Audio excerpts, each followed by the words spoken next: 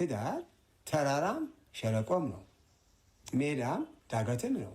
ስለዚህ ሁሉ ጊዜ አልጋ በአልጋ አይደለም። በትዳር ሲገባ ብዙ ፈተናዎች አሉ። እነዛ ፈተናዎች ማለት ትዳር እውነት ነው። አሁን የሩታ አባት እንዳለው ትዳር በጣም ብዙ ፈተና አለው። ትዳር እንዲህ እንደምናስበው ቀላል ነገር አይደለም። ትዳር ውጣ ውረድ አለው።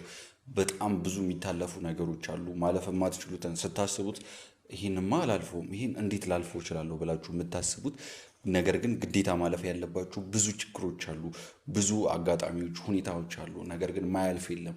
ሩታ ቤተሰቦች እንደኔ ሁሉም የራሱ የተለያየ አመለካከት አለው። ሩታ ያላለፈችው ችግር የለም ብዬ አስባለሁ። እኛም ማናውቀው ከቪዲዮ ውጭ ሌላ ነገሮች ይኖራሉ። አብርሽና ሩታ መሀል ያለ ሌላ ነገር ይኖራል። ነገር ግን እኛ እስካየነው ድረስ ሩታ ብዙ ነገር አልፋለች። ሩታ በብዙ አብርሽን ታክሰዋለች ብዬ አስባለሁ። ቤተሰቦች ከአንድ ሴት ከአንድ ሚስት እንደ ትዳር አክባሪ ስናየው ሩታን ታጠፋለች፣ አብርሽም ያጠፋል። የአብርሽ ግን እጅግ በጣም ብዙ ነው። ስለዚህ ሩታ እንደኔ ታግሳለች ባይ ነኝ። ቤተሰቦች ብዙ ችግሮች አሉ። እነዛ ችግሮች ማለፍ ሰላም ሰላም ሰላም ውድና የተከበራችሁ ቤተሰቦቼ እንደምን አላችሁ? እኔ በጣም ደህና ነኝ፣ እግዚአብሔር ይመስገን። እንግዲህ ዛሬ ትላንትና እንደተናገርኩትኝ ወደ ፋሚሊ ጋር አልገባሁም ነበር እስከ ዛሬ ድረስ እኔ ሩታ ባለመግባቷ እንደውም ተሸውዳለች ብዬ ነው የማስበው። ምክንያቱም ቤተሰብ ጋር ስትሄዱ፣ ቤተሰብ ጋር ስትገቡ የሆነ የሚሰጣችሁ ደስታ አለ። በራሱ የምታሳልፉት ጊዜ ከቤተሰብ ጋር የምታሳልፉት ጊዜ አሁን ከአብርሽ ካለበት ሁኔታ አንጻር ነው ብላችሁ ቤተሰቦቼ ከአብርሽ ጋር ከምታሳልፈው ነገር አንጻር እቤት ሆና አብርሽን ከምትጠብቅ እቤት ሆና የአብርሽን ቪዲዮዎች አብርሽ የሚያደርገውን የአብርሽን ሁኔታ እያየች ከሚደብራት ቤት ገብታ ከቤተሰቧ ጋር በምታሳልፈው ጊዜ ይሄ እንዴት ነው ቪዲዮ ላይ የምታየውን ነገር ስለ አብርሽ የምትሰማውን ነገር እየቀነሰች ነው የምትመጣው። በዛ የምትናደደውን በዛ የምትጨነቀውን ጭንቀት እየቀነሰች ነበር የምትመጣው። ግን ዞሮ ዞሮ አሁንም ቢሆን ቤተሰቧ ጋር መሄዷ እንደኔ ቤተሰቦቼ ትክክል ናት ብዬ አስባለሁ። አይ ቲንክ ትላንትና አይታችሁታል ይመስለኛል ቪዲዮ ላይ እና ዛሬ ወደ ቤተሰቤ ጋር ልገባ ነው ማለት ነው።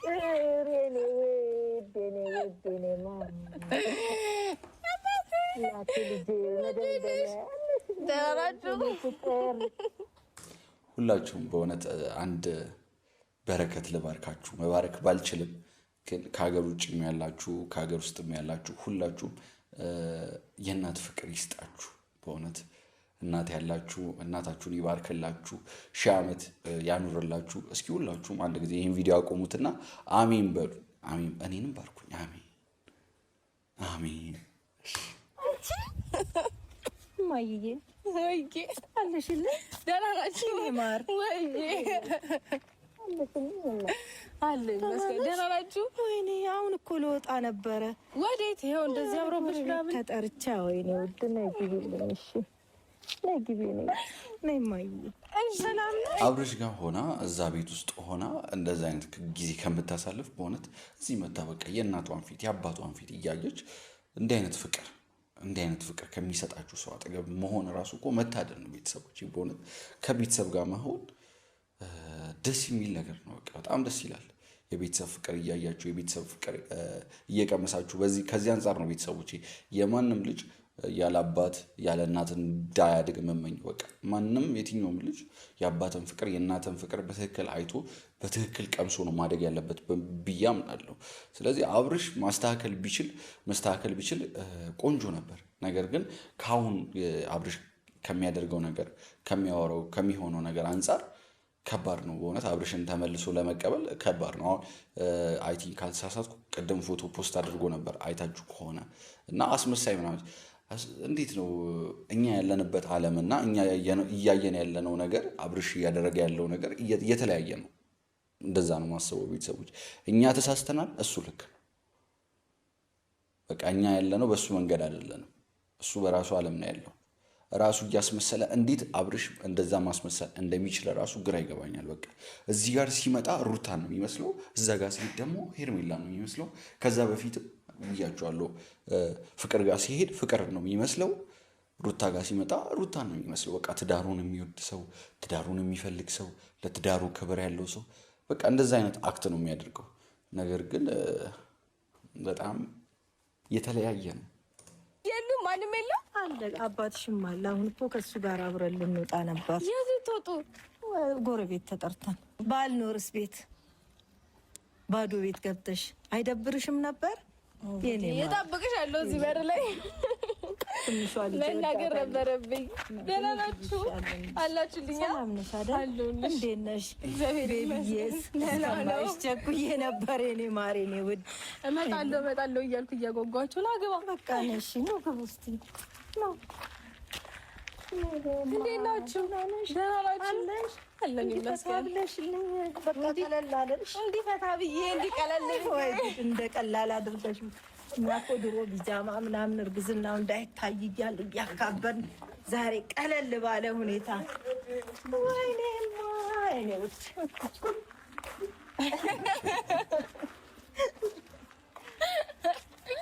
እንዴት ነው አባቴ? ደህና ነህ? እንዴት ናችሁ?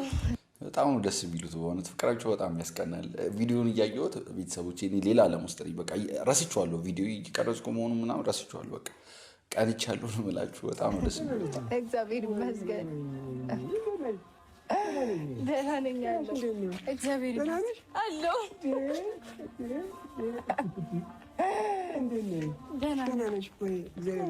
አለሁ። ደህና ናችሁ? የሉም እንደ ልጆቹ?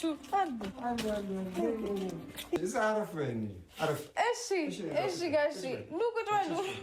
ለማን ቁጭ በይ። ና አንቺ እዚህ ጋር ና አንቺ እዚህ ጋር ጋሺ እዚህ ጋር ልጃችን መሀላችን ትሆን። ደህና ናችሁ? አንቺ እንዴት ነሽ? እግዚአብሔር ይመስገን። ተናፈቀችዋ የመጨረሻ ልጅ ብያታለሁ እኔ መደምደም የመስቀል ሆንሽብን እኮ እንግዲህ እመጣለሁ እያልኩኝ ግን ይቅርታ አድርጉልኝ። እንደወጡ ቀረ እንዳለም እንግዲህ ተመስገን አለሁ። እንዴት ናችሁ? ለዚህ ቀን ያበቃል።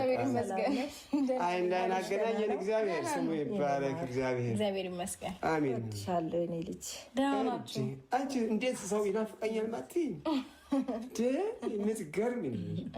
እሺ ቆይ ምንድን ነው እንደዚህ አንቦባችሁ? የት ልትሄዱ ነበር? ጎረቤት ጥሪ ሻይ ቡና ሊባል ነው። ጎረቤት ጥሪ ያለ ስለዚህ ወደ ጎረቤት እኔ እንደውም ሲንኳኳ እኮ አንቺ አልመሰልሽኝም አይደለ? ሌላ ሰው መስሎኝ። ኧረ እግዚአብሔር የተመሰገነ ይሁን። በሰላም አይን ላይ እንደዚህ መገናኘት፣ በህይወት እያለን መገናኘት ቀላል ነገር አይደለም እኮ። እጅግ በጣም ደስ የሚል እግዚአብሔር የተመሰገነ ይሁን። ክብሩ እሱ ይውሰድ። እንግዲህ እግዚአብሔር በሰላም አምጥቶ ከኛ ጋር ማገናኘቱ ድንቅ ነው። እግዚአብሔር ስራ ሁሉ ድንቅ ነው። የሚገርም ነው። ሌላሽ እንዴት ነው ታዲያ? ደህና ነኝ አባቴ፣ ደህና ነኝ። እንዴት ናችሁ እናንተ? በጣም ደህና ነኝ እግዚአብሔር ይመስገን። ፏ ብለናል። እንግዲህ ልጅ የሚያስቸግር የለን ጨርሰናል። በአንቺ ነበር አንቺ በቃ የወጣሽ። ስለዚህ ፏ እያላችሁ ከዚህ በኋላ እንግዲህ እግዚአብሔር ይመስገን አባ ደህና ነው። እግዚአብሔር ይመስገን። የሚገርም ነው። ታወቀ ስሙ አልወጣለት እኮ ይወጣል፣ ግን ስሙ ወንድ ነው የተባለው። እናት የፈለገችውን እኮ ማለት ትችላለች። የሚሰጥ እሱ ነው። እግዚአብሔር የሰጠሽን በማህፀንሽ 9 ወር የሚያስቀምጠውን እግዚአብሔር በሰላም በክንድሽ ያሳቅፍሽ። ይህ ደግሞ እናምነዋለን። አምላካችን ታማኝ አምላክ ስላለን በሰላም አይዞሽ፣ አትጨነቂ፣ በሰላም ትፈቻለሽ፣ በሰላም ትወልጃለሽ። እግዚአብሔር ደግሞ ድንቅ ነገር ያደርጋል፣ ያስደስተናል። ክብር ለእግዚአብሔር ይሁን። እንኳን እነዚህ አበቃሽ። ተመስገን ተመስገን። ቀላል ነገር አይደለም መታየት። ቴዲ እኔ በጣም ገረመኝ እኮ።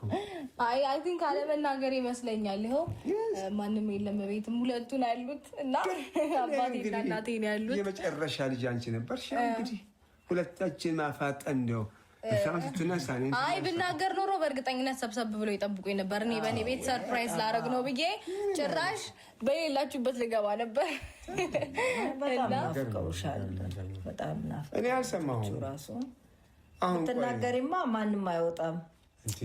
ሰብሰብ ብለው ነበር የሚጠብቁኝ። እኔማ በእኔ ቤት ይኖራሉ ብዬ አስቤ ስለነበረ እና እንግዲህ ፋሚሊዎች እንዳያችሁት ከፋሚሊ ከእናት ከአባቴ ጋር ተገናኝቻለሁ። እህቶቼ የሉም። ያው እንግዲህ ስራ ናቸውና ወደ ስራ ወደዚህ ወደዛ እያሉ ነው። በእርግጠኝነት ብናገር ኖሮ ዛሬ እንደምመጣ ብነግራቸው ኖሮ ፋድ ምቅ ሰብሰብ ብሎ ይጠብቁኝ ነበር። እኔም ይኖራሉ ብዬ አስቤ ነበረ። ሰርፕራይዝ ላርጋቸው ብዬ ራሴ ሰርፕራይዝ ሆንኩኝ። እነሱም ጭራሽ ጎረቤት ጋር ተጠርተው ሌላ ፕሮግራም ነበራቸው። ያው እንግዲህ እኔን ሲያገኙ ወደ ቤት ተመልሰውልኛል እና ከፕሮግራማቸው አላስተጓጉላችሁም። እሺ ትሄዳላችሁ፣ ግን ትንሽ ተጫውተን ምናምን ትሄዳላችሁ። እና እንዴት ናችሁ ግን? አባቴ በጣም እውነት ለመናገር ናፍቀውኝ ነበር ይላል። በጣም ደስ ይላል። በጣም ደህና ነኝ፣ እግዚአብሔር ይመስገን። ክብር ለእግዚአብሔር ይሁን። እድሜ ሰጥቶን ጤና ሰጥቶን ይኸው ዛሬ አገናኘን። ጌታ ስሙ ይክበር። ሌላ ከዚህ በላይ ምን ላለን? እንግዲህ እድሜ በላይ እድሜ ጭምር እሱ ነው። ጤና የሚሰጥ እግዚአብሔር ነው። ሰላም የሚሰጥ እግዚአብሔር ነው። ሰላም ነን። በጣም ደስ ነው ያለ ነው። እንግዲህ ልጆቻችን በያሉበት ቦታ ያሉበት እነሱን ከማሰብ ስለነሱ ደህንነት ከማሰብ ለእነሱ ከመጸለይ የተሻለ ነገር እንዲገጥማቸው በጥሩ ሁኔታ እንዲኖሩ ኑሯቸው ተሳካ እንዲሆን የተባረከ እንዲሆን ከመጸለይ በስተቀር ወደኋላ ያለው ነገር የለም። አሁንም እንጸልይላቸዋለን። እግዚአብሔር ይመስገን። ጥሩ ነው። እንዲህ መገናኛችን ታላቅ ነገር ነው። መምጣትሽ በጣም ደስ ብሎኛል። ጥሩ ነው። ግን አንዳንድ ነገሮችን በመካከላችን በተፈጠረ ጉዳይ አሁን ብቻሽን ተነጥለሽ መምጣትሽ፣ እሱ እዛ አንቺ እዚህ መምጣትሽ በዚህ ደረጃ በዚህ ሁኔታ ላይ እያለሽ ትንሽ ትዳር ከባድ ነው። ትዳር ትልቅ ነገር ነው። እግዚአብሔር አገናኝቷችሁ መልሳችሁ በትንሽ ነገር እንደገና ደግሞ በማይሆን ነገር ላይ እንዲህ ያለ ነገር መኖሩ ጥሩ አይደለም። የለም። ስለዚህ ወደ ነበራችሁበት ወደ ቀድሞ መለወጥ፣ ወደ ቀድሞ መቀየር፣ ወደ ቀድሞ ሀሳብ መምጣት እንጂ እዚህ ላይ መራራቅና ሌላ አይነት ሁኔታ መፍጠር ተገቢ አይደለም። ትዳር ተራራም ሸለቆም ነው፣ ሜዳም ዳገትም ነው። ስለዚህ ሁሉ ጊዜ አልጋ በአልጋ አይደለም። በትዳር ሲገባ ብዙ ፈተናዎች አሉ። እነዛ ፈተናዎች ማለፍ፣ ብዙ ችግሮች አሉ። እነዛ ችግሮች ማለፍ በትዕግስት